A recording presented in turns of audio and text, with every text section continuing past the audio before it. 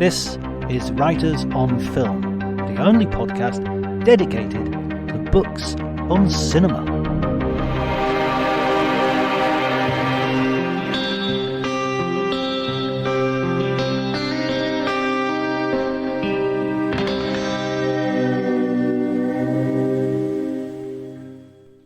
Hi everyone, my name's John Bleasdale. I'm a writer and film critic, and today I'm going to be talking to Tom Shone. Tom was the first guest ever on the Writers on Film podcast, so I'm really happy to have him back. He is the author of many books, most recently the Nolan Variations about Christopher Nolan. He's written books on Martin Scorsese, Quentin Tarantino, a whole bunch.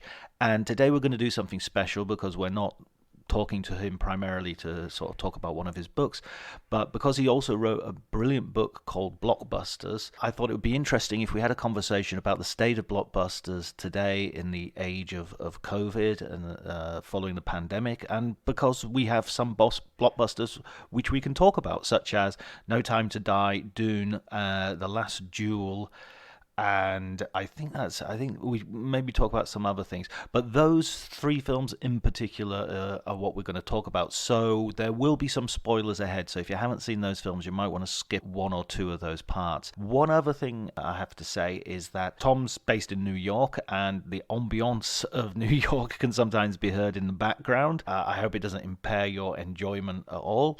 I don't think it does. I actually quite like hearing sounds coming from another part of the world. I mean, the sounds you might hear on my side will be church bells and the sleepy village, but with Tom, it's classic New York-arama. Okay, so if you like the podcast, please remember to like it on Facebook and spread the word generally. You can follow me on Twitter at Dr. Jonty, DRJONTY. But before you do any of that, please enjoy the conversation.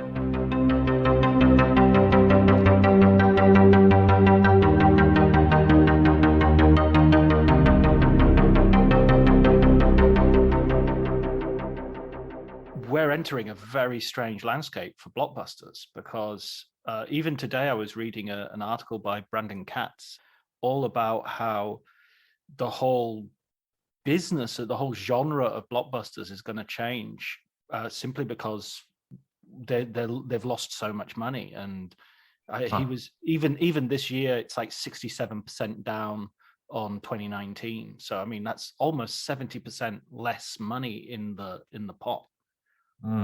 How do you think it's going to go?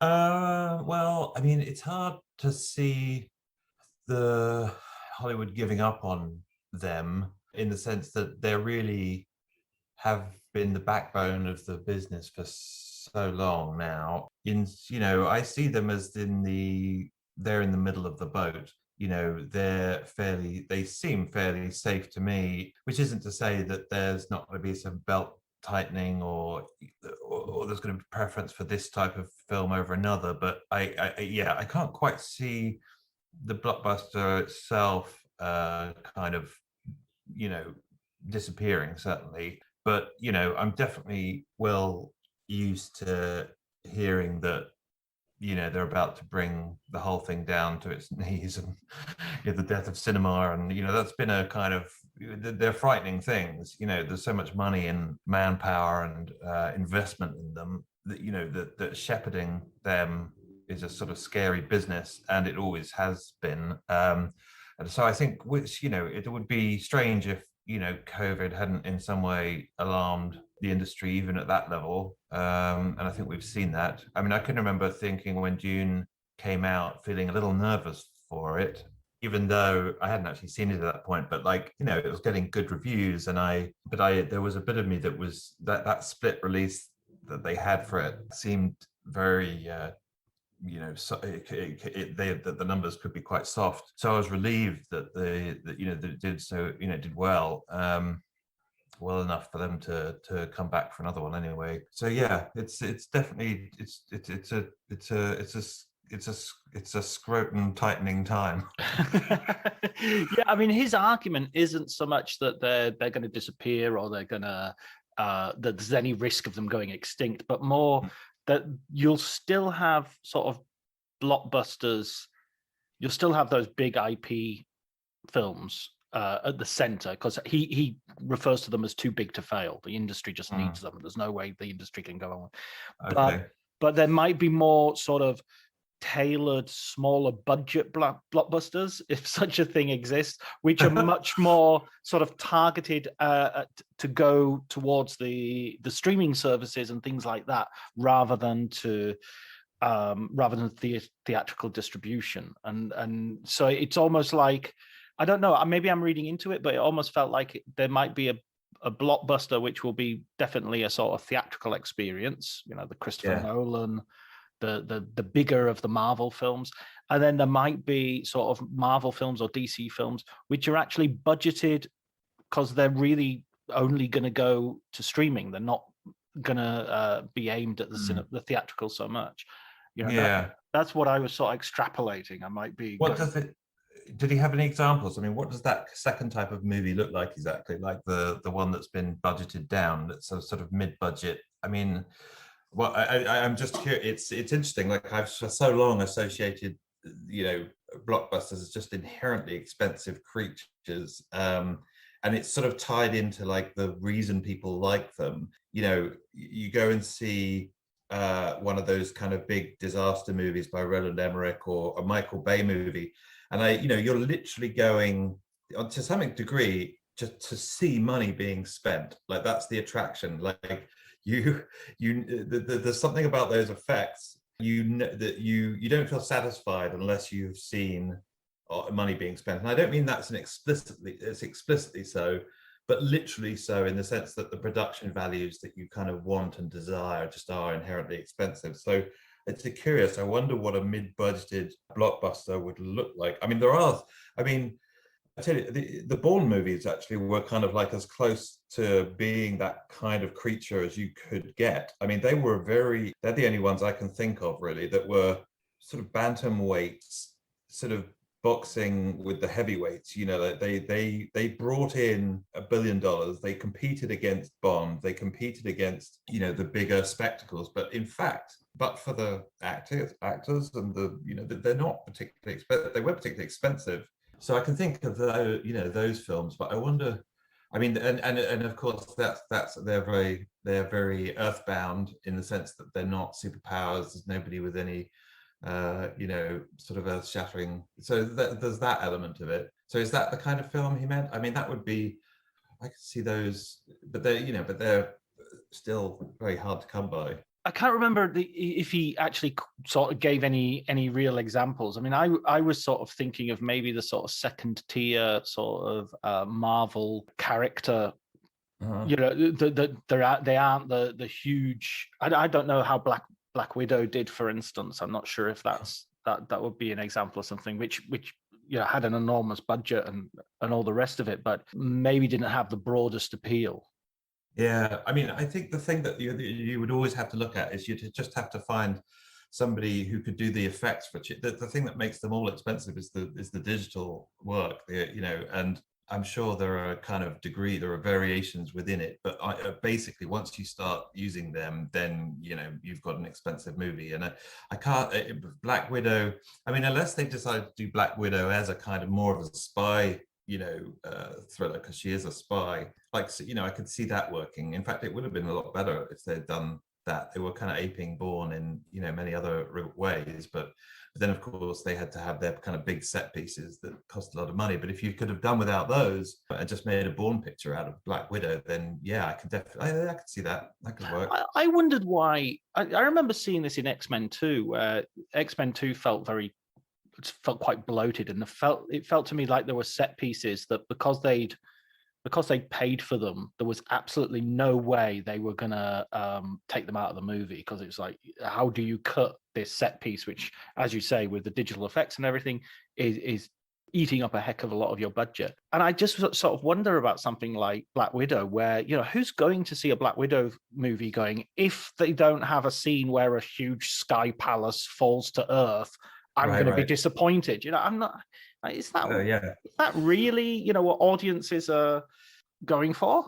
Yeah, I mean, here's the thing. It's sort of wishful thinking, in the sense that what that would then require is a lot more work done on their scripts, because Marvel just sort of are very, I think, lackadaisical with the script. They just, because they know that that's not really what's making them their money. So they cook up these things in a year and then that's it. But so they would have to go back to the business of sort of making movies essentially, like kind of, and that's the difficult one. That's the that's the one where you have to put in the years of work developing scripts and sort of working on them with producers. And it's sort of, that's in a way like, but they've got this easy shortcut, which is that they just make it expensive and make weirdly, it's become less risky for them to make expensive movies than it is for them to make cheap movies. Like they're in this sort of weird logic, and it makes sense that it's actually safer for them to spend a lot of money, which is weird. But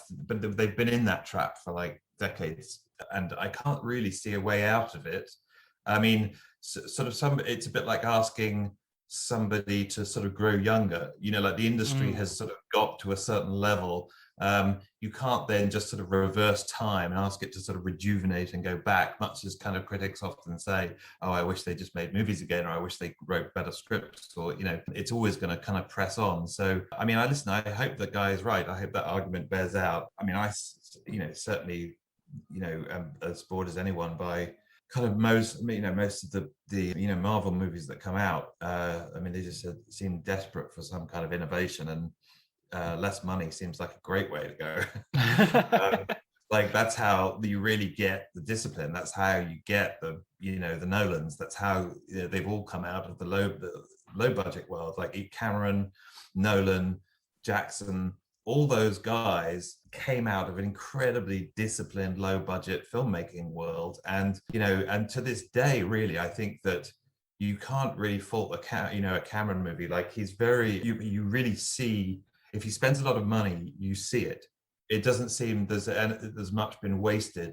I mean, that's the feeling, that rather sinking feeling that you get of just sort of like, of just from a lot of the Marvel movies, of just sort of delight piling on delight in terms of the way they look, and it's sort of cloying. But I never get that sense. There's a sort of, no matter how expensive they are, Cameron movies or Nolan movies, they never sort of feel wasteful. They don't feel like there's too much fat on them. They don't feel bloated. That sort of terrible sense of like kind of engorgement that you get from those sort of superhero films, they're actually quite lean things, so there's an art to them. But yeah, it's the ability to spend money well and in a disciplined way is hard obviously to come by. What do you think of the sort of the recent sort of blockbusters that we've had, the sort of the return to the cinema, the return to the theatrical experience? It seems that we've had like something that the critics have been sort of ought to be celebrating. We have real auteurs turning up to direct blockbusters. You've got Denis Villeneuve with Dune. You've got Carrie. Doing Bond. Yeah, doing Bond, and you've got Chloe Zhao doing The Eternals, which I haven't had an opportunity to see yet, but I have seen the first two. What do you think of that? As that feels like something different. Yeah, definitely. I mean, both the Bond and the Dune felt, in that regard, quite similar. I mean, you've really kind of got very high-end kind of filmmakers at work for franchises in ways that don't feel like a kind of a diminution of their talents or like a waste of their time, or that they're kind of either slumming it or they're above the task or beneath the task. Like it really just seems to employ their talents. I haven't seen Eternals either. I'll sort of reserve, any thoughts on that. But yeah, they're very. I mean, the Bond film, I thought, like a lot of people, I just, it was just particularly the first 50 minutes of it, I thought were just ecstatically good. I mean, Right. I mean, it definitely like it. There was I think I had some criticisms of the sort of middle. I mean, what did you think? I mean, did you how did it go in Italy? Well, for me, I really, really liked it. I'm hugely invested in Bond. I mean, I've read the books numerous times and I've seen all the movies. So I've got And I actually did a sort of COVID rewatch, however long ago it was when COVID started, a year and a half ago. And I found it was interesting rewatching them back to back and just going, oh my God, they get really rotten quite soon. It's, it's pretty much, Yeah. And all of the Roger Moores, which of course was my James Bond when I was a kid. Mhm. Oh, they're not even films anymore. They're just like Mm. parody with Mm. action sequences, which are then ruined by soundtrack jokes and a guy Mm. looking at a bottle and looking askance at Roger Moore and a The gondola. tramp who, Oh, yeah, it's just when he like comes out of the sea. Yeah. so I really rate Daniel Craig. I think he did something, and I know people say, Mm. "Oh, Timothy Dalton tried and Pierce Brosnan tried," but they always tried within the constraints of a still recognizably Roger Moore-ish Bond Yeah. setup, and Daniel Craig just totally, I mean, and obviously the production team and everything totally ripped that up, and I really rated No Time to Die. Yeah. I thought, I agree with you. I think the middle's flabby, and I'm kind of surprised that they were sitting on this movie for a year and a half after it was completed and locked and everything, and nobody thought, you know what, can we trim a little bit out of the middle? Can we just make it, I couldn't work out what the baddie was actually doing. And boats were supposed to be coming to the island, and we didn't get a shot of the boats coming to the island, so we didn't have a sense of like an imminent approach or an imminent danger. So there were a few things like that you can be picky about. Why is he wearing a mask if he's going to shoot everybody in the house? What's the mask for? So you can be, but I thought that I could agree with you that first ecstatic sort of hour, and then the last hour. Yeah. There's That's still how we another speak hour. about movies. Still The another first hour. hour, the third hour, yeah. Um, Uh, I just thought the audacity of killing Bond was kind of. I wasn't surprised, but I was amazingly shocked. If that yeah. makes any sense. Yeah. No, I mean that's it was very good. I mean it's interesting that like when you look at the Daniel Craig Bonds and you look at the ones that were really good, which is to say Casino Royale and this one, it really becomes very clear that the great harbinger of the future for Bond was not Connery or Moore, it was George Lazenby, because the model for both Casino Royale and this film is On Her Majesty's Secret Service, which is to say Bond in love. And it's like that turned out to be the thing that's what all along all it needed to do was to get rid of the casual sex and the sexism and the jokes and the girls, and Bond needed to be invested in someone else. And the moment that happens, the film just unfolds and you've got something that people want to watch. And like, so I can remember, so I felt like, oh, okay, George Lazenby turned out to be the guy that told Bond what his future would be, which I think is kind of interesting. It was just that one film. But of all the Bonds, I feel like that one is sort of, people often, and Nolan goes back to that one as well, doesn't he, to On Her Majesty's Secret Service, and says what a great Bond film that was. So, so definitely, and Craig, I think, is, as you say, I mean, he's a serious, he gave that character kind of soul and regrets and an emotional life, and that is, and some kind of ambivalence. I always feel like the guys that play the best Bonds are the ones that almost hate him the most. Like Connery didn't particularly, was very resentful of the role of Bond by the end, and cursed having to kind of come back and do me, and Craig reportedly has similar kind of, ambivalence about Bond, and sort of, oh God, I'd rather slip my neck, I think, the wrists than do another one, he said at one point. But the ones that actually dislike him the most are actually the ones that are best at playing him, so, that's why Craig and Connery are just in their own class, I think. But Pierce Brosnan always looked too pleased to be playing him. It's like, oh, this is my dream role. I'm not a great actor, and I haven't got much range. So this is me. This is down to I can't do this. He'd wanted it for so long, and then he got it, and then there was a certain amount of kind of confusion. Like, what do I do now, kind of thing. But yeah, there was.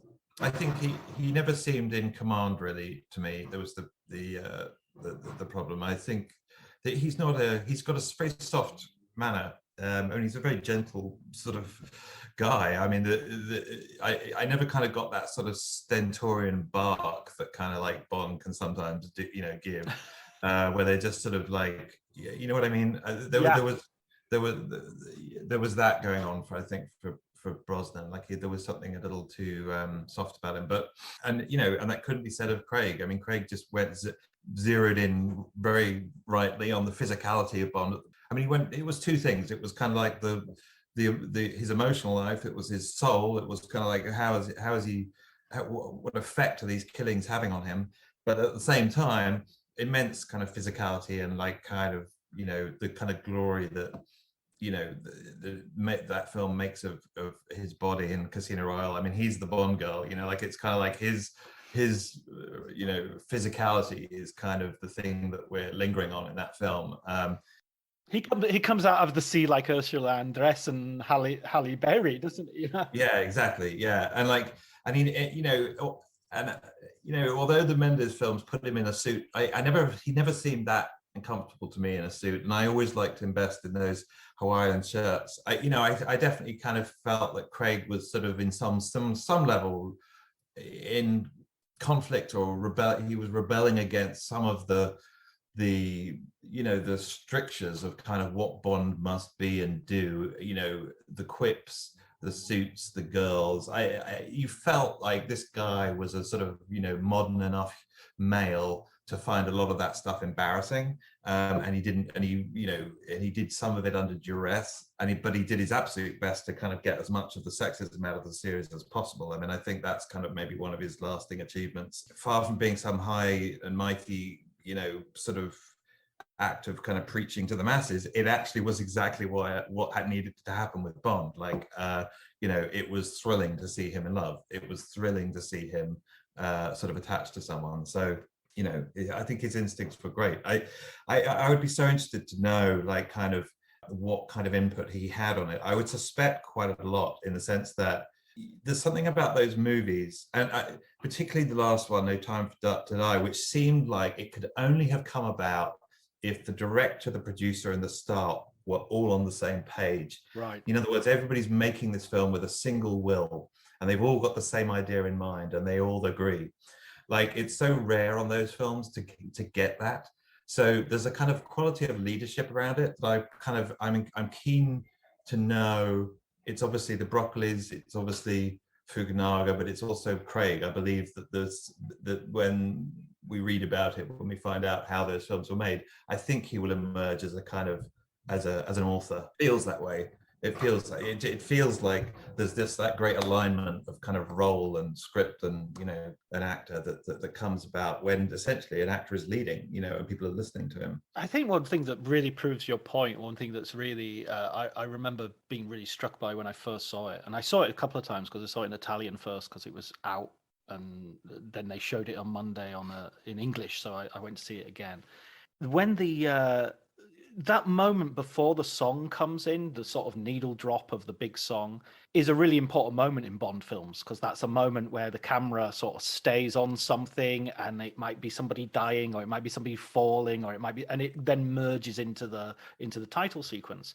And in this film, it's him leaving his girlfriend at a railway station, and the shunting of the sort of carriages going by, and so it's an emotional moment. It's not him giving a quip as he offs somebody or anything like that. And yeah, exactly right. It just goes to the core of it, And it's such a great bit of. I was trying to think if I'd seen that done before, where the person on the inside on the train walks back through the carriages in order to keep their eyes on the person they're leaving. I would like to think that was, I hadn't seen that. That was a nice bit of business to come up with, to establish that how the feeling between them. It was touching. It was like an original bit of staging, but yeah, like it very, yeah. I mean, the whole pre-credit sequence is very different from any of the other Bonds, because it doesn't, it's sort of, it's her, not him. And yeah, and he's got Fukunaga has got like his own. The one thing I liked about what he brought to it, apart from these, I mean, obviously the guy can shoot just beautiful action beautifully, and he really is on point with all the things that are needed for this kind of movie.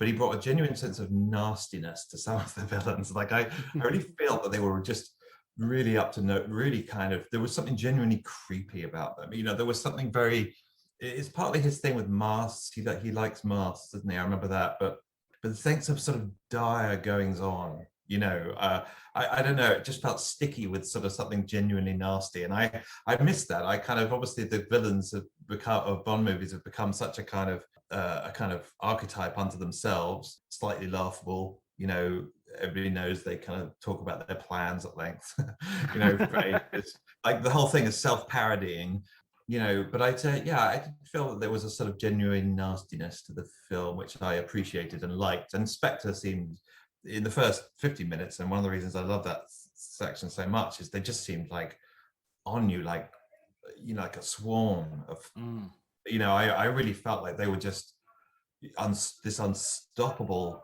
force. And it's sort of very rare that you feel that in the first hour of a Bond movie. I mean, you generally kind of find out about the plot and then you see them in the sort of at the end, and then you have perhaps a battle and then they're overcome.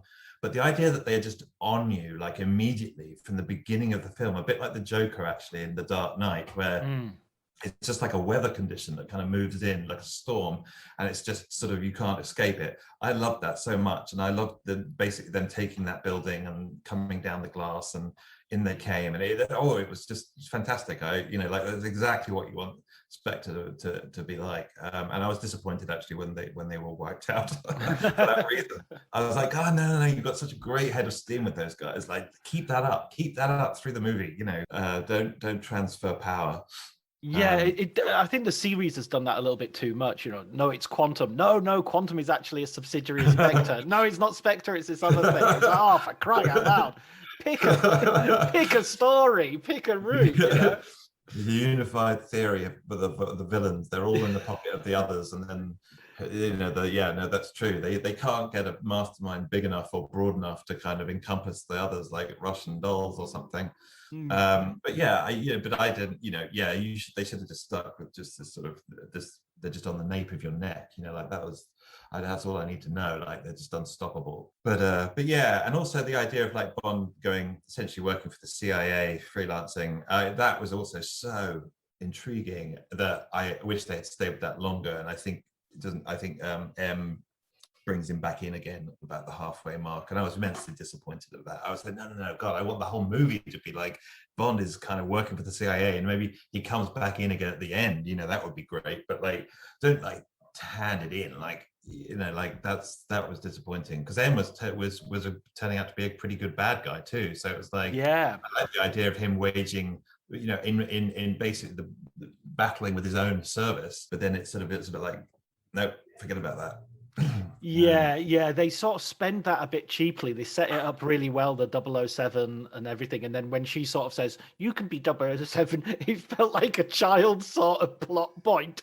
Now is it okay if I pass him the crown? Yeah. You know, yeah, like, it was sweet. It was kind, wasn't it? Yeah. Yeah, like where was the rivalry? Yeah, it just sort of dissipate. I thought, talking about that nastiness that you mentioned, for me, the best narrative nastiness was the gag that sort of kills him, basically, which is this: there's a poison that that you can't, you're deadly to the people you love, which is just like you've made the subtext text right there.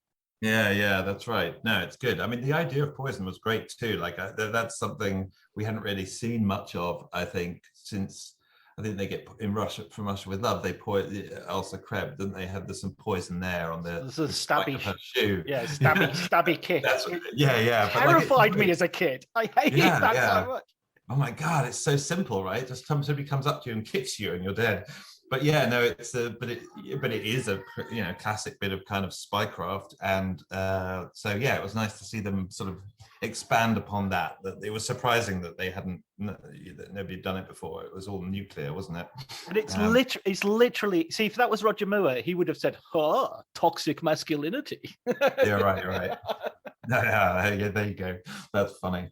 Yeah, no, he would have done. That's definitely where it was going. I mean, it was certainly. I think it's very gratifying to see kind of a lot of intelligent, talented people, hitting the bat with the ball, with some force, and it just sort of really working for audiences, and for all the sort of legitimate complaints there are about that, the industry, franchises and blockbuster movies and whatnot, it definitely is important to kind of call out the ones that work, and that and when there is something driving it, they're deserved successes. And I felt that with that. It was a happy success. Where do you think it will go post? I mean, nobody's going to be. I'll put a spoiler thing in the show notes to make sure nobody complains. But with him dying again, I mean that stunned me. It stunned me how much that stunned me. I just think it was so well done. It was like, it's friendly fire. He's called it in. It's self-sacrificing. It's genuinely heroic. And annihilating. There's no ambiguity. There's no maybe he's fallen in the Reichenbach Falls and he'll be back. I mean, that definitely was. It was surprising to me too that there was no ambiguity and that you actually had a shot of his, but essentially him vaporizing. And so that is interesting. I mean, the thing that nobody's done but could still be done is obviously young Bond. In other words, make it as a period movie. I mean, I've always wanted somebody to make Bond as like a period movie set in the 60s. So a bit like, Edgar Wright with Last Night in Soho, where you've just got like, all those, period details, which are just so lovely. And you've got the suits and the cars and the cinemas and the music and and Bond is, I mean, it would be interesting. I like as a sort of retro, essentially as a kind of retro movie. So they could do that. They could do Bond's first missions, and particularly if they're going to go for a younger guy, which it looks like they will, then that would make some kind of sense. But would you want to stay in that period that's the thing. It's a sort of slightly one-off thing, but it certainly explain how you get things started again.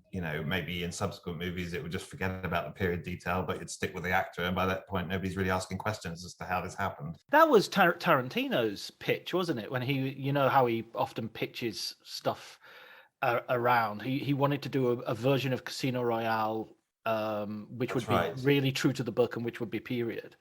Yeah, that's right. That's it. Of course, that's it. Yeah, he had that idea. Was that before they made Casino Royale? Yeah. It was in the interim before Craig had. That's interesting.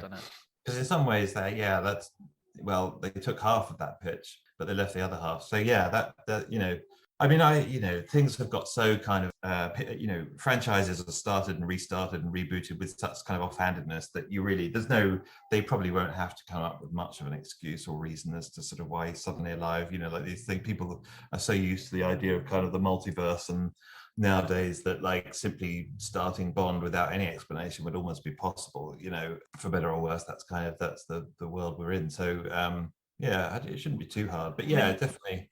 That's what they've done in the past. I mean, except for Lazenby, this never happened to the other fella. I remember, was it Diamonds Are Forever? There was a sort of idea of plastic surgery at some point, and there's a remnant of that idea in Diamonds Are Forever, but it was actually in the script that the new Bond would be getting plastic surgery because his cover has been blown, Oh, and a better wig, maybe.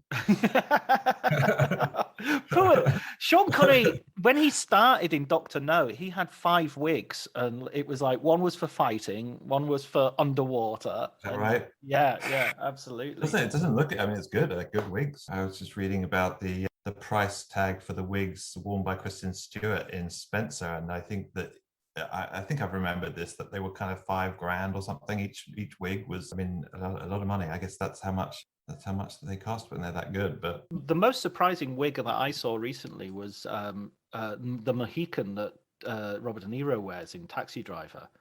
That was a wig.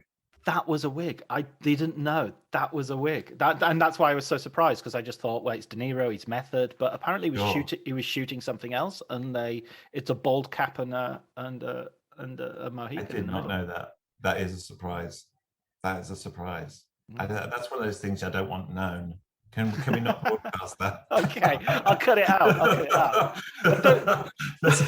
that's one of those secrets of the business sort of thing where you actually think a little bit less of the people involved as a result. You're like, oh, god damn it. But I Yeah, guess if you have to shoot another movie, that's okay. it's just like De Niro. He's willing to drive around as a taxi driver for a month, but don't touch his hair. Yeah. Oh my god. I wonder what that was. Maybe that was the Bertolucci movie. It Oh, could well. have been. It could have been 1900. Yeah, Yeah. it could have been. And what about Dune then? What about, because Dune was, I keep saying that I have this unique relationship with all these movies, but Dune again was another. It was my Lord of the Rings when I was a kid. I read that book. I read all of those books until Yeah. I think until Chapter House Dune. Or God Emperor Doom, whichever one.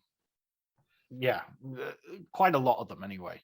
So you can tell me. I mean, I haven't. So how closely does it resemble the book? Is it sort of, has he carved it up? Has it, is it actually a fairly good rendition of it? Is it sort of?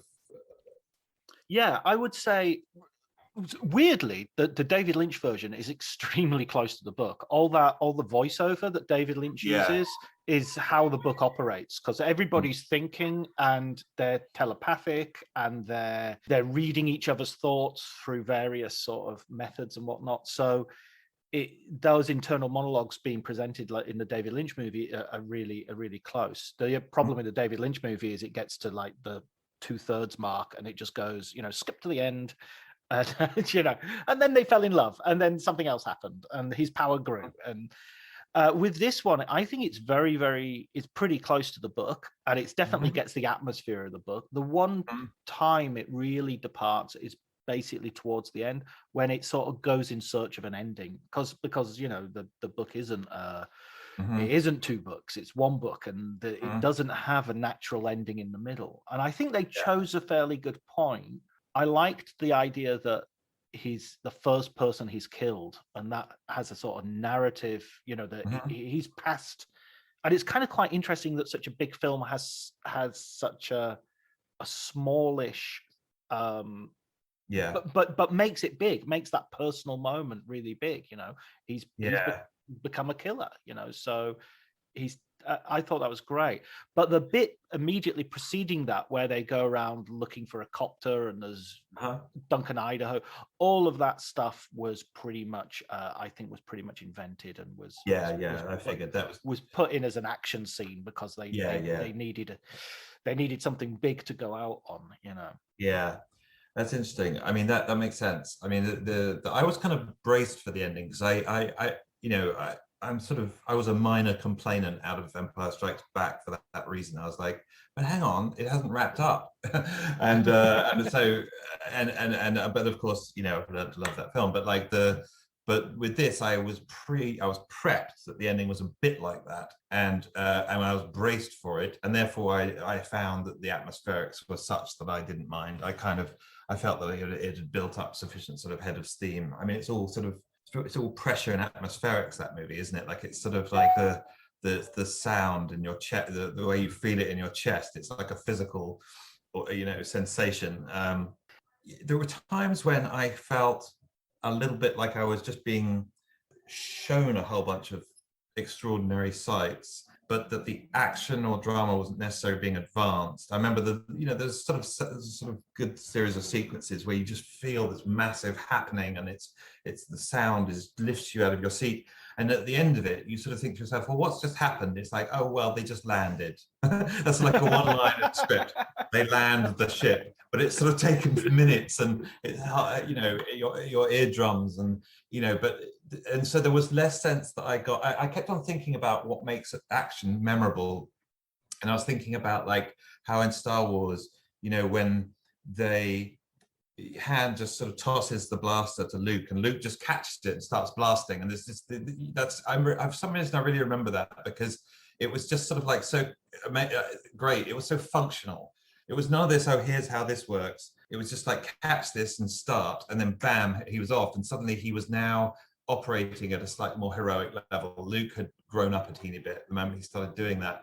And I thought, well, that's what made that memorable to me. and I sort of maybe felt that some of that was a bit lacking in Dune, in the sense that I didn't sort of remember much of what they did with some of these great, fantastic machines, or, you know, it was more that I was just invited to sort of to revel in their existence, and I did. But I can remember thinking afterwards, well, what did they do with this? You know, so the helicopter thing is a really good example of that's where he really did, that he's mastering that thing, and that sequence is memorable for that very reason. There's a lot of kind of tech reveal in the first hour that's just kind of like, it's magnificent, but it's just kind of like, well, what is it doing? You know, like, but yeah, it's definitely magnificent. I sort of, you know, I was wowed by it, and subsequently I felt a little bit wobblier about it, in the sense that I kind of felt, when I listened to people's criticisms of it, I sort of felt they had fair points, and you kind of go, no, that's true too. So there is perhaps a slight emptiness there somewhere, but it's also just such a physical movie. I do like that, and I think that his design eye is absolutely fabulous. Like the thinking, the sort of visual thinking that kind of went into what this movie is going to look like, and what these devices are going to, what these machines are going to look like. It was all just fabulous and very Villeneuve, like very, you know, it's very him, you know, but that kind of sanded down, kind of ergonomic, kind of, it reminded me a little bit of Apple, you know, no knobs, no dials, no LEDs, the opposite of a film like Alien, where you're just like crammed with tech. Everything was smooth, you know, it was like kind of this sort of almost friendly Body Shop meets Apple meets, you know, the look of it was fantastic. Yeah, like IKEA or something as IKEA, well. so, you know, IKEA sci-fi, you know, so it was definitely like that. There was something very kind of modern about the way his love of sort of textures.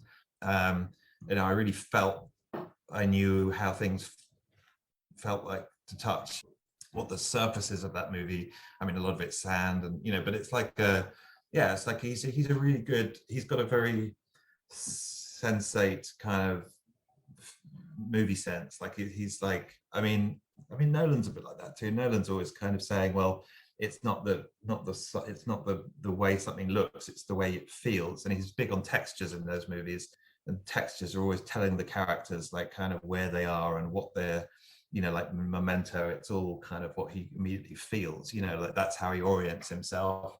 And like, that's sort of us, that's sort of the moviegoer, and that's, you know, what those, he and Nolan, Villeneuve and Nolan have both kind of realized, how do you orient somebody in this huge spectacle? It's like, okay, well, what does it feel like? You know, like, like what's the, is there sand? Is it wet? Is it, what is it? So there's that's very, it's very, that's what they mean by immersive, I guess. Yeah, I mean, his movies have a real heft to them, don't they? They have a real, you know, I think when it comes to science fiction, it's one of those genres which is the most difficult to be really imaginative and original, because that's what everybody is doing. So, you know, the J.J. Abrams Star Trek looks a bit like Star Wars, and Star Wars looks a bit like Star Wars now, and, you know, Cameron is quite distinctive, and Ridley Scott can be quite distinctive.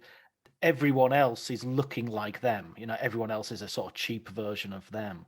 And with Villeneuve, he looks like something else. He doesn't look like anyone else. It doesn't look like Ridley Scott. It doesn't look like Star Wars. It couldn't possibly be mistaken for, you know, no, this is just a cheap version of that, you know. And it's very good because he's not, because there's something, obviously he's got this kind of maximalist sort of sensibility because he wants to make these big movies, but he's also got this sort of minimalist sensibility in the sense that he doesn't like clutter. And like, so as big as the sights and the sounds are, I find there's definite visual pleasure in the sort of empty planes that fill the screen. So again, the no dials, no knobs, the sand dunes, you know, just the lack of clutter. So the sense of massiveness, but uncluttered massiveness, and it's sort of that for some reason is very satisfying. Possibly because, you know, screens have just got so full up with stuff, you know, like expensive stuff to look at, and here he's giving you this massive sort of monolithic kind of site, but it's sort of simple and it's pared down and it's somehow minimal. I would be very keen to know what his bathroom looks like. I kind of like I'm not going to Google that. I kind of feel like it would just be like state of the art, like you voice operated. You would walk in and it will almost be like an empty cube, and you'd be like, toilet, and then the toilet would emerge, and then, or basin, and then suddenly water would come. I don't know what it would be like, but it would all be very minimal, and it would be very smooth, and it would be very expensive, and it would, so that's how I kind of think of those films a little bit, like kind of he's definitely got a sensibility, and there's some kind of, I'm so interested in like there must be some politics behind it, in the sense of like he's obviously very green. I don't know, I'm not really I haven't really read interviews, but he seems like he should be from those films. There's something very environmental about them. I sort of think that that's good. This man has to be kind of switched on to his environment, and but this is all just guesswork. I'm just thinking, I wonder if his bathroom looks like Jared Leto's sort of layer in Blade Runner 2049, sort of water effects on the wall. Hopefully not with Jared Leto there, though. That would be... Yeah, that's right. But yeah, it's kind of golden lozenges of light kind of falling, as shot by kind of Deakins. And that's very true. It's Blade Runner 2 is full of those environments, and also just very, very you're a bit like you're being inside a sort of temple or something, aren't they? They're very they're sort of backward looking. I mean, they sort of feel old. You don't know whether they're in the future or in the past. They're sort of, which is kind of definitely, that's something that's interesting in science fiction, is to have it be not, because that's the problem, the things that are futuristic, and that's the thing that everybody has to kind of somehow get around, is like, how do you do a vision of the future that isn't sort of Buck Rogers in the 21st century? Star Wars did it with everything being kind of busted up and junk, which is great. Fantastic idea. Like, in a way, like the best, movie it's like, idea that sort of sci-fi movie has had about how to do it. And then since, it's all sort of been variations on that to some degree. The Ridley Scott ones are sort of, that tech is kind of nice and lived in. And then you get to sort of Villeneuve, and it's just sort of feels ancient. But I mean by that, like the civilization, it feels like it could be like civilization could be ancient. Wait, it's kind of medieval, isn't it? They're all barons, and they're all the Lanzarat, and they're all these. I mean, there was a bit at the very beginning where the sort of the thing of the ambassador comes down the sort of ramp of his ship, and it's carpeted, and it's just like, wow, you've got a carpet in your spaceship. Oh my god, I didn't see that. That's interesting. They're using wax seals and stuff, and I think that goes with that tactile. This is a world where people still melt stuff, and that's true. They still write to each other. There's not many screens in this, That's right. Yeah, there you go. That's definitely, yeah. Is it set in the future? It is, isn't it? It's massively in the future. It's like 100,000 years in the future, sort of thing. Yeah. So things have kind of gone through sort of several cycles. But even the fact that the MacGuffin is like spice, it's like they're going after salt as a commodity, or it's And the other thing that evoked for me was, I mean, a lot of kind of things do is just sort of some of the sort of the look of fascism. There was a lot of kind of Leni Riefenstahl in some of those arrivals. That, the armies in perfect uniform lines stretching to kind of infinity and whatnot. And of course, that's, I think, very conscious. He's depicting a kind of genocide, isn't he? And he's evoking the fascists, the German fascists. So it's like, so that was definitely, that was an interesting kind of design element of it. But yeah, he's definitely got an eye, and he's definitely got something new to say. His eye is new, so to speak. So yeah, you do want him to make I want him to make something small again, though, because there is that slight danger now that, like, he's made the slight suspicion that this movie doesn't quite dispel, that I had from Blade Runner 2 2049, was that the sort of cinematography was kind of it was almost directing the movie, and that there was sort of, it was a sequence of fantastic, just cinematographic coups, like just these amazing environments, and that are revealed to us, and that the actual thing stringing us along, was actually pretty meager, but these fantastic set pieces. So different kind of set piece from the Marvel films, in the sense that they're much more like these sort of church-like environments where you just enter and experience them, but nonetheless a kind of a set piece sort of syndrome, and you want him to kind of definitely not let that get the better of him. I mean, it felt like it almost was with Blade Runner. There was a sort of something a little bit empty rattling around in the center of that film. Oh yeah, I totally. I think Blade Runner is a film that I loved when I first saw it, and it took me a couple of viewings to realize how bored I was while I was watching it. That it was there's a real boredom aspect because he just can't.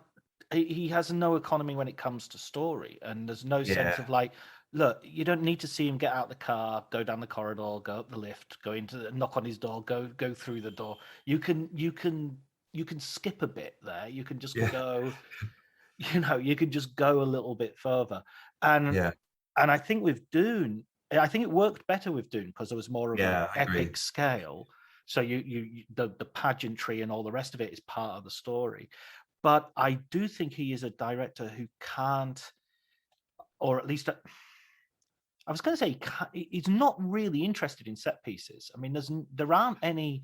Not action, no. Yeah, there aren't any real scenes in the film. I mean, the most compelling scene that I think back to is the one with the John Gabar needle and the box of pain. Is a really stunning scene, and it's very simple. Whereas the invasion, where everything gets blown up, and Josh, what's he called, Brolin, is running and commanding a thing. That there's no, if Peter Jackson was doing that, that would have been a 5-minute battle that that would have had a mini narrative within itself. Whereas in Dune, it was more or less like it sounds like I'm being too negative. I say it's more fancy wallpaper, but it's not. It's definitely not telling a mini story there. It's not interesting narrative potential. That's interesting. I mean, I think you've definitely hit on something there, like in the sense of like his conflict isn't necessarily the thing driving him, whereas it is someone like kind of Jackson or Cameron. They're very fascinated by how you win, how battles are won, tactics. And I don't feel that with Villeneuve. It's sort of immensity is definitely interesting, and like kind of you saying, the Baron arriving. I was like, how many of scenes in the movie are about arrivals? I mean, there's the movie Arrival he made, but like things arriving, like it's almost like the thing he most enjoys, entry into something, like entrance ways and portals and arrivals, and that's his thing. It's sort of like there's something almost ambient about it. Like his basic movie his platonic movie would just be somebody passing from one vessel to the next. It would be like that's in a sense of sort of escalation and arrive and transcendence. He's got that's the word. There's something a bit transcendent about him, and I'm not sure that it's great in the terms of making kind of satisfying action or getting us on the seat of the edges of our seat, in terms of suspense. Will Indy get under the descending rock door in time? That kind of stuff doesn't excite him too much. I don't know how that will be solved in the second part as well, because the second part, the book was very, very influenced by Lawrence of Arabia, and the second part has a similar sort of trajectory it's about a person sacrificing their humanity in order to become a leader, in the same way, and becoming distant and kind of untouchable. I wonder, and kind of victorious. Okay, it's kind of a triumphal march. It's not like it's the obstacles in his way. It's full of bits of people. Who is this boy? Oh no, he's beaten us. It's full of those moments. Well, you'll know it from the David Lynch version, I guess. Yeah. I mean, it's like yeah, I think, I mean, I'm expecting the second part to be a little bit more narratively satisfying. There was definitely a sense of sort of setting his balls in motion for this one, and you know, introducing us to everybody, but yeah, the story was just getting started, really, I guess, in narrative terms. I mean, they're on the run. That's how, you know, that's sort of just a lot of time to get there. Yeah, because it's about, as you say, like kind of him out of his environment and into the desert environment, and his exploration in that world is kind of the story, essentially. We've just got there. So but yeah, I mean, I don't begrudge him kind of cutting it up into two. I mean, it's sort of I mean, I was certainly kind of hooked enough to sort of think, oh, I'm going to look forward to the next one. And yeah, I was just glad again that it was a success, although I was frightened for it. I guess a lot of people were just going, you know, this is on HBO Max, but I'm still going to go see it, which is kind of cool. They're sort of saying, how can I get the most out of this, and buying theatre tickets. Do you think there was ever a real possibility that they wouldn't? I got the feeling that they were downplaying. They weren't announcing it because they didn't want to publicize that it was actually half a film. You know, you mean you're downplaying if they had announced before the film was released, if they had said, and we've greenlighted the second film, people would go, well, why have you done that? Well, because it's only part one. And so even the title part one comes up on the screen and isn't included in any of the sort of publicity material. It's not on the poster. It's not. So it feels like, and it also feels like this film would. I mean, imagine if they said, right, sorry, didn't make enough money. We're not doing a second one. This film would just be an absolute. But I think that, I mean, I could be, listen, what do I know? But I think that was a possibility, of course. Right. I mean, you know, like nothing is guaranteed, and nobody's going to force them to make something if they think they're not going to make any money. So to my mind, no matter how much he sort of said part one and part two coming soon, folks, like it really wouldn't have mattered if it hadn't made enough money. They would have just cut him loose, like they did with, you know, The Girl with the Dragon Tattoo, which I think is marvelous film, you know, the Fincher version, and that was it. The Golden Compass is another one where it's definitely, this is just the beginning. Nope, that's all you've got. That's funny.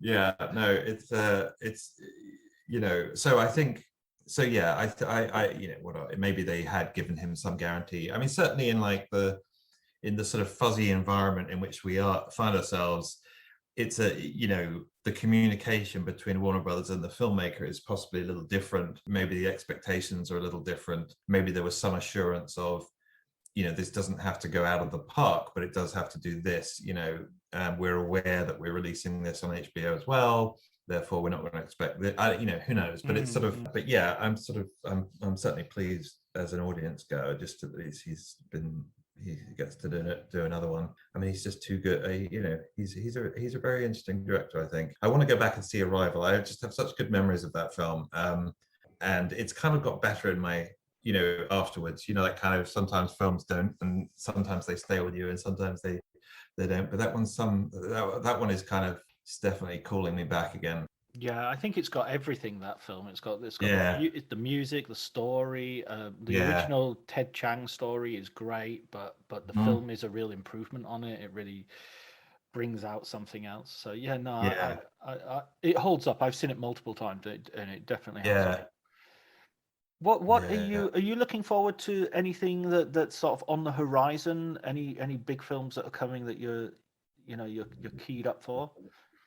I saw the trailer for West Side Story the other day, and I thought, oh, it's got a very High School Musical vibe. I'm not even sure what a good version, what the good version would look like, Yeah, I mean, there's a certain amount of kind of, I mean, Spielberg is such a, he's like kind of John Updike. He's like so endlessly facile. His skills and filmmaking skills are so great. that he can sometimes sort of do films that are like, it's just the equivalent of riding a unicycle just to show you can do it. Like, like it will be an amazingly made film, but the question of whether it needs to exist or we're calling for it to exist, whether it has an urgent reason for being is another thing, or is it just sort of something for Spielberg to kind of do, and a good, an interest for him, interesting kind of way to use his time and talents. But otherwise, was this thing, was it crying out to be made? I don't know. That's the question I have over it a little bit, like kind of why. I'm sure it's going to be dazzling in so many regards. I mean, he's in an interesting period. I mean, the things that bode well for it are that he's very I've liked all the movies that he's set in the 50s that he's done. I mean, this is different, it's a musical, but he's revisiting a kind of period that has given us also Bridge of Spies, which I saw again the other day, and I was like, why didn't this film win Best Picture again? Like, it was so good. I mean, it's so satisfying, just amazing film, script, Coen brothers bringing a little bit of satirical bite, performances, Mark magnificent. Rylance, yeah. I mean, direction, and just an amazingly satisfying film. I can't remember what won that year, but of course it doesn't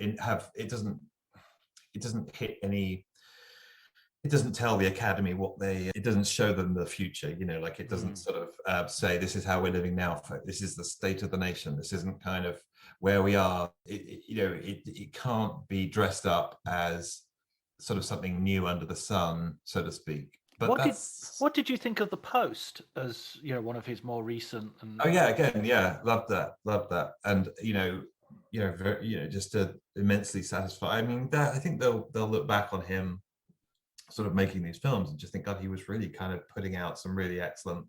I mean, I felt again everything came together: the performances, the story, the script. I mean, and just very tight as well, like not over long. I don't know what the running time of that is. It didn't feel to me like over an hour and 50 minutes, just like Bridge of Spies. I think is pretty like it's about the same. I mean, that's an amazing. He's very economical, and so yeah, I did. So I'm just trying to think. I mean, what else is out there? What's coming with this? I mean, I've been sort of looking at. There are things. The new Matrix film is oh yeah, something I keep seeing a trailer for, and yeah, a little bit like West Side Story. It's like, oh, okay, all right, are we going back there? Yeah, and I only just saw Bound for the very first time 2 nights ago, and God, that's a good. Great movie. That's yeah, neat little neo noir, Yeah, terrific. Yeah, it's great, isn't it? Yeah, I mean, with the Matrix thing, it could be anything really. I mean, I sort of the second two were I think so disappointing that there's a sort of there's a slight weariness about this, and can it escape the fate of those? Because the basic premise is so permissive. It's so lax. It encourages such laziness. That you're kind of, can they put the genie back in the bottle again? Can they kind of summon discipline from that idea? I don't know. You hope so. And certainly there's going to be a good hour, the first hour of re-exploring that world with these characters now older, and that's going to be fascinating as they're called back to it.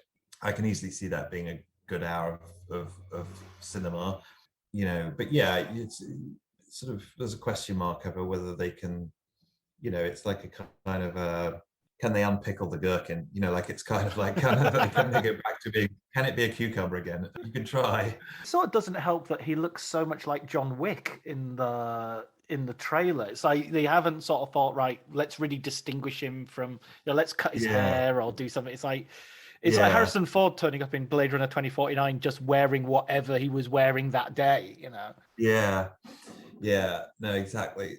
And so yeah, there's that. I mean, the other good, I mean, Batman, I think that looks interesting. I think that's a kind of good idea that he's come up with, in terms of, again, that's a kind of noir, very much seems like a kind of noir period styling, which kind of is, the 30s, 40s, I guess, but like kind of that's kind of when the character first kind of emerged, and that's a good idea. Whether he, you sort of hope it doesn't get too blown out of that, actually, because you sort of there's an immediately going to be a tension between, noir was sort of never, it never sort of lent itself to sort of bloat, in the sense that it wasn't, you don't get huge sort of set pieces, and you never get a noir that lasts 3 hours. Like it's tends to be very kind of fleet and kind of economical and kind of straight to the point, and there's sort of that kind of writing, and you hope that it doesn't get kind of hijacked too much by the blockbusteritis, the sense that something needs to be bad, that if you have a set, it needs to be blown up, and that kind of stuff. Yeah, I was thinking about that when I was watching Bound. I remember you saying our previous conversation, talking about the Coen brothers setting a template for how filmmakers should go in terms of their careers, and you had the idea of doing Blood Simple as your calling card movie. Seems to have been repeated by loads of filmmakers, including the Wachowski siblings. That they,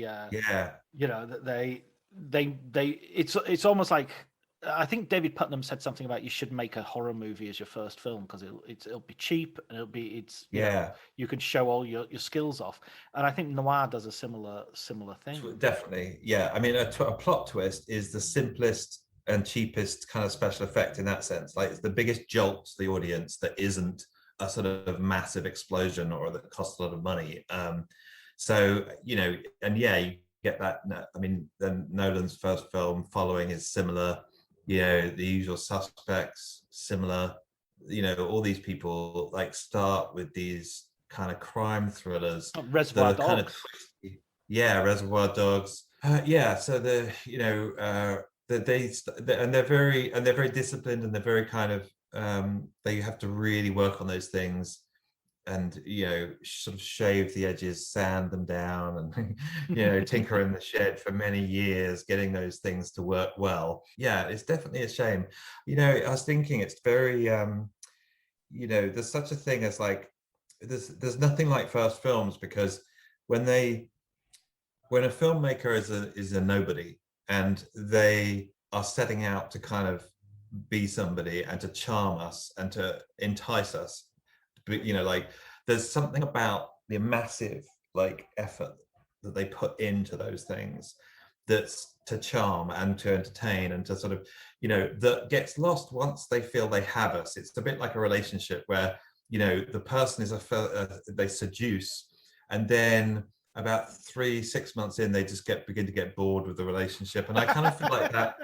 I feel like that with like filmmakers sometimes, that once they have us, something magic goes out. Something goes out of it for them. They don't. They like, if you ask Tarantino to make his name, like, none of the movies that Tarantino has made recently, although I did like the last one, but the other ones could have made his name for him.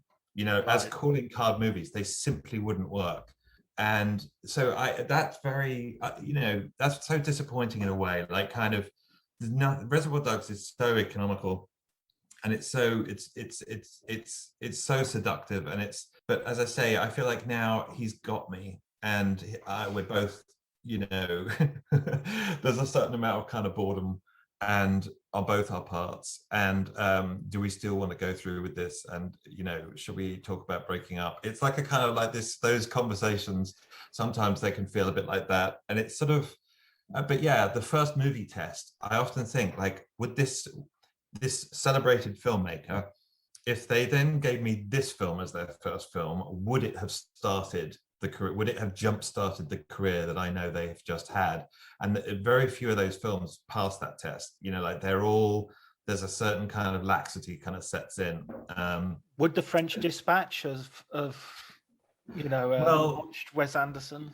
Yeah, I mean, it's interesting. I mean, like, they're the discipline. I mean, he's such an interesting case. I mean, he's like kind of I think of him as a bit like Malick, in the sense that like they're just making like one movie, and we get like new installments of the movie every year or so. Here it is, and now it's got, you know, Colin Farrell in it. The next time you see it, it's going to have someone else, you know, like that. Yeah. That's how it feels. And like, kind of, he's very, you know, exactly what they're going to be, and they're kind of, there's a slight sense to kind of overlook. He has kept the standard up. I mean, they're very beautiful things, but you can, I find myself getting bored by them, and I kind of look forward almost to the time when I can rediscover them and kind of go, oh, aren't they great? You know, rather than see them afresh. I kind of find I like them better when they're in the rearview mirror, and I can look back on this nice row of kind of films and feel how satisfying they are. But there's always that slight disappointment that they're not Rushmore, you know, which I do still think of as being just so unusual. It's just got that first movie charm, that kind of like, I'm going to set out to get you, I'm going to set out to seduce you, not welcome to my world, which you know very well. There's a sort of defensiveness, isn't there? I think if as soon as a filmmaker set out their stall, it's sort of like, you know, you take me or leave me. You know what I'm like. You know what I know, and from the other point of view, I can see how frustrating it must be for them to have people turn on them, because to their mind, they're doing exactly the same thing they did last year. Like, you what, used to find it funny when I joked about lobsters, you know. Like, you know, definitely I felt that with sort of someone like David Lynch, where you just saw people kind of get him and then get tired of him, and but the guy is sort of in his own headspace, and you know, has always been and always will be, and you feel like very little changed for him. But the outside world suddenly decided that all the things that they had loved, they now didn't like. And how bizarre that must be from their point of view. You know, like, they're still the same person, you know, they're just doing what they always did, you know, but now, no, we're bored of them. So I get it from their point of view too. But it's a curious business. I mean, they risk self-consciousness, you know, because we come along and we point out what their little tricks are and what their little trademark camera movements are, or whatever it is, and they weren't aware of this before, but now they certainly are, and we've sort of ruined them to some degree. Like, you know, we've made them very conscious, and if they're any good, I think it's because they were largely unconscious in the way that they were making them, you know, or as unconscious as you can be, really. And then we come along and tell them what their peccadillos are, and thereafter they can't escape that. And I think maybe we talked about this when we talked about Tenet, but Tenet definitely felt to me like he now knew where, you know, what Nolan-esque meant, you know, and right. So, and there's no escaping that knowledge, you know. But the one thing that kind of makes filmmakers grateful again is like a big flop, and I think I don't think that film was, but but that's the one thing that can kind of get that, all the energy that they put into seducing us with that first movie. That's the one thing that can do that. Like, just, you know, it happened. I think Scorsese failed enough to then want to get hungry again, and Spielberg failed once or twice, and it kind of made him disciplined. And, you know, they all, you know, I love those movies, those kind of comeback movies where they screwed up, and then they kind of like they tighten the hatches and tighten the bolts, and they make Raiders of the Lost Ark. You know? Yeah. You know, like kind of there's no greater moment. You know, there's some, they've learned, you know, they've listened to what the audience had to say, and they've responded, you know. So then the relationship goes on. Yes, like, exactly. okay, I love you again.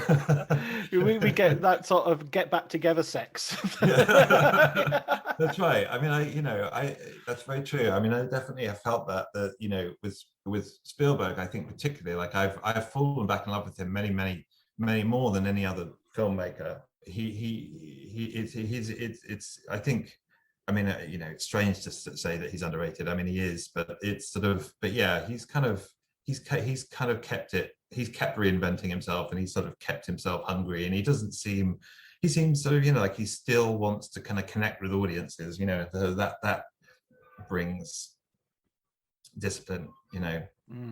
I think he is underrated the same way sort of green grass and fresh air is underrated, in that, you know, you just take it for granted. It's just there, and it's like you don't know how wonderful it is, and you know, until I was talking to Julie Salomon, the Devil's Candy author. She said, you know, everybody thinks it's easy to be Spielberg, but there's only Spielberg's managed to do it. Yeah. It's not. There aren't that many directors who you can say are Spielberg, except for Spielberg. Yeah, definitely. I mean, I think he kind of like, he ticks every box, and he also, I think, because he's sort of got that kind of naturally, he's an entertainer, he's humorous, he's got a great sense of humor, like he knows how to make these things sort of slip down. It's very easy to kind of overlook that. But yeah, his I think kind of people will kind of look, it's one of those things that once they've they'll look back, I think, and kind of realize, I mean, how many movies has he done now? God, I was astounded to find that Clint Eastwood had made like 83 films. Not all as director, obviously, but like 83. I was looking because I just saw Cry Macho, and I was like, God, that 83. I mean, that's just an extraordinary. Is that even physically possible? You're going to a sort of old studio system sort of numbers there. Michael Curtiz sort of. Yeah, that's right. You don't really get those numbers now because very few, directors are it's so much harder really to make movies to get the funding together than it ever used to be. I believe that's true. And like people think very carefully. And so you have these careers that have these stretches where they don't make a film. And it just seems to me, it boggles my mind. The idea that like Fincher had a few years where he had time to do a Netflix series, and partly because funding for movies didn't come together. It's just astonishing to me. Like, I find it shocking. One last blockbuster I wanted to, and then I'll let you go because you've been really generous with your time, Tom. So I really appreciate it. But one last talking about directors who have been sort of churning out films, especially in recent years. Ridley Scott, The Last Duel. Did you get an opportunity to see that? Yes. Yeah. What was your take? And I felt the some of it was absolutely wildly entertaining. Ben Affleck is literally like bolts of laughter, like from people, like at different points, too. Like, I've seen that with Farrelly Brothers movies a little bit, where like, you're not all reacting as one, but like suddenly you're aware that person over there found that really funny, and then this person over there. So we were all laughing at slightly different things, but all finding him amazingly entertaining. And I loved him in that. I really did. I did feel like, at the risk of sort of spoilers, that the three stories weren't quite different enough. That that I kind of wanted there to be more revelation, in the sense of, this tells a different. Her story needed to kind of tell me stuff I didn't know, and that there was so that sense there was sort of overlap, and I couldn't understand some of the retreads, and I mentally I was fast forwarding through certain sections for that reason, but that said, I like Matt Damon's performance too. I thought he was terrific. I loved his willingness to play this kind of increasingly ugly man. So yeah, it's sort of, I think, I mean, it's curious. So what did you think? I mean, you rated it, if I remember rightly, you rated it highly, didn't you? Yeah. I went big on it. I was very impressed by the fact that this is like a Ridley Scott historical piece, and so you're expecting the first third. You're expecting the Matt Damon story, because there's lots of battles, there's lots of bloodshed, there's lots of heroism, there's a stoic masculinity that's not very good around women, but that's part of his charm. And even the filmmaking is very sort of very conventional. And then when it comes to the second bit, suddenly the filmmaking is a bit more fluid. It's funny, it's sexier, and it just felt like, how old is Ridley Scott that he's able to actually sort of be pastiching himself and undercutting himself?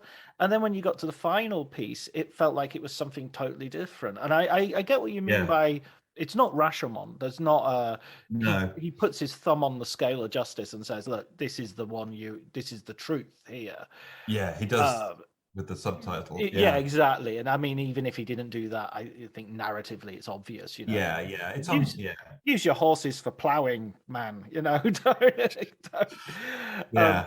I think there is a thesis to be written on Ridley Scott and agriculture, because he seems to, in the Kingdom of Heaven as well, he sorts out irrigation for the Arabs and works out how to, Yeah, how to run a that's farm. interesting. The good Yeah, year, yeah. it's got like, there's a bit of a secret farmer in Ridley that he wants to. That's interesting.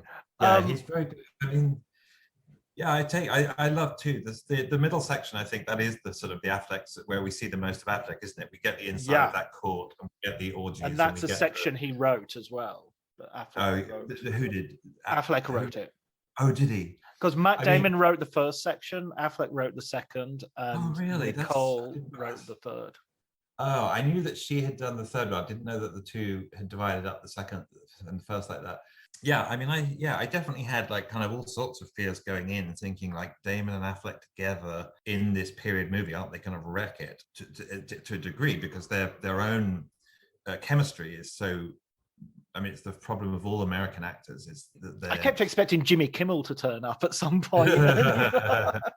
you know, they slip into period with difficulty, and Adam Driver's one of the few that really you can put him anywhere and he totally takes root. And so there's the Boston aspect, and I was like, how is that going to work? But the thing that Affleck realized is the same thing he did with Shakespeare in Love, which is like, I stick out a bit like a sore thumb, but that's exactly the advantage I'm going to play. That's exactly the card I'm going to play. This guy is going to be too big. He's for the screen. I'm just going to be a pompous ass, and that was utterly thrilling. And it revealed, I felt that in those sections in the bedroom and in the dining room where they're all kind of getting drunk, I actually felt like it was managing to get into period in a way that I hadn't experienced with other sort of period movies, where it always remains a little bit distant. Their mores, their sort of their ethics, their sort of feelings always regard, and so they tend to be very good at like on battle set pieces, but really privately, what are they like? We never really know.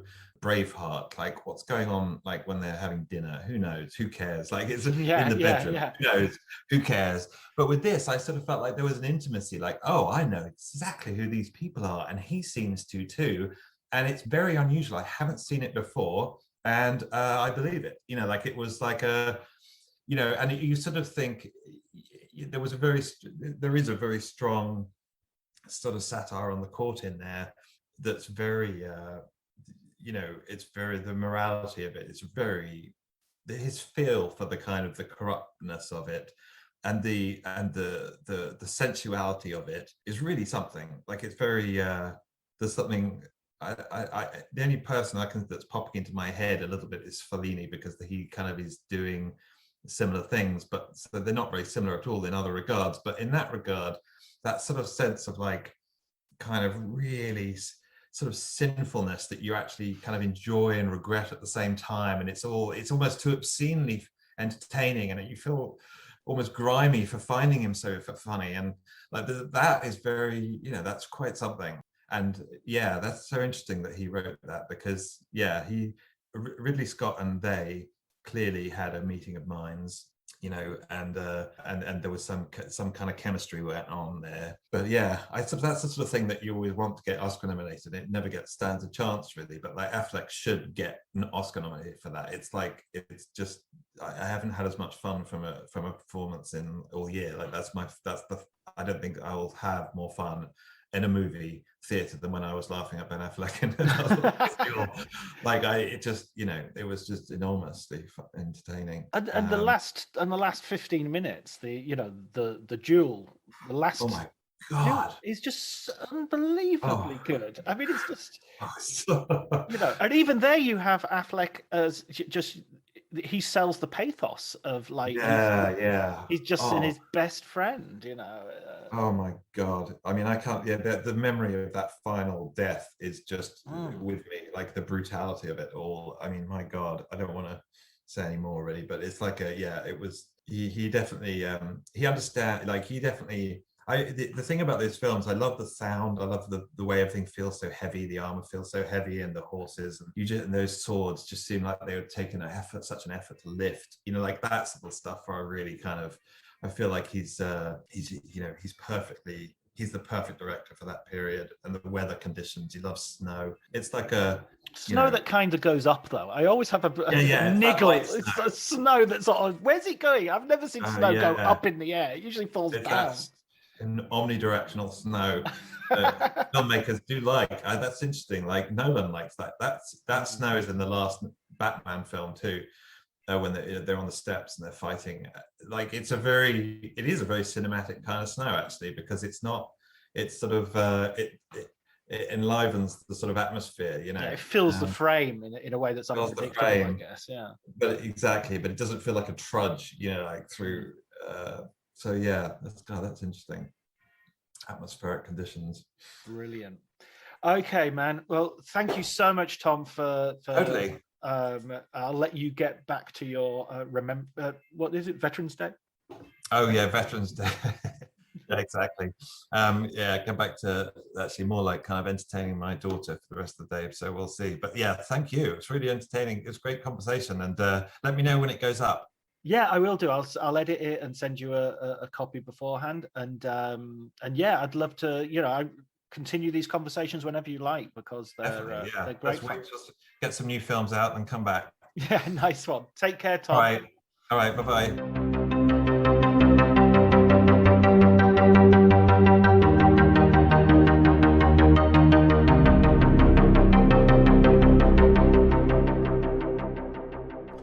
Okay, that was my conversation with Tom. I think there's nothing else to say other than thank you, Elliot Atkins, for the music, which gives the podcast such a wonderful ambience.